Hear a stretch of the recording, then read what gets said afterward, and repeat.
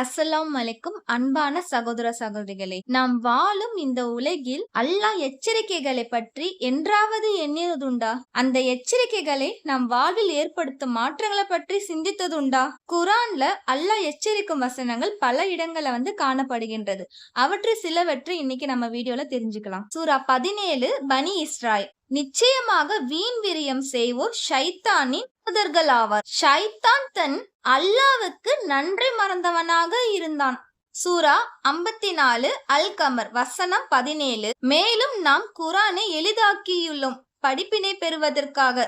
ஆனால் படிப்பினை பெறுபவர் இந்த வசனங்களை பயன்படுத்தி அவற்றின் பொருளை விளக்கி மக்கள் அல்லாவின் எச்சரிக்கைகளை கவனத்தில் எடுத்துக்கொண்டு தங்கள் வாழ்வை மறுசீரமைக்க வேண்டும். சூரா 31 லுக்மான் வசனம் 33. மனிதர்களே, உங்கள் அல்லாவிடம் பக்தியோடு இருக்க வேண்டும்.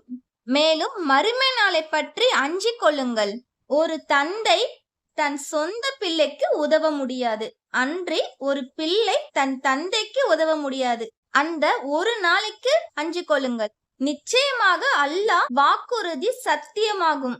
எனவே இந்த வாழ்க்கையில் கவனம் திருப்பப்பட்டவராகி விடாதீர். வெற்று மாயகளா அல்லாவிடமிருந்து கவனம் திருப்பப்பட்டவராகி விடாதீர். இந்த வசனம் மூலம் மறுமை நாளின் கடுமையும் அங்கு நாம் ஒருவருக்கொருவர் உதவ மாட்டோம் என்று உண்மை நாம் உணர்கிறோம். இன்ஷா அல்லாஹ் அல்லாவின் எச்சரிக்கைகளை நாம் பொருட்படுத்தி அவர் சொன்ன வழியில் நடப்போம். அதன் மூலம் இம்மையிலும் மறுமையிலும் வெற்றி பெறுவோம். இது போல தகவலை தெரிஞ்சுக்கிறதுக்கு என் சேனல் சப்ஸ்கிரைப் பண்ணிக்கோங்க.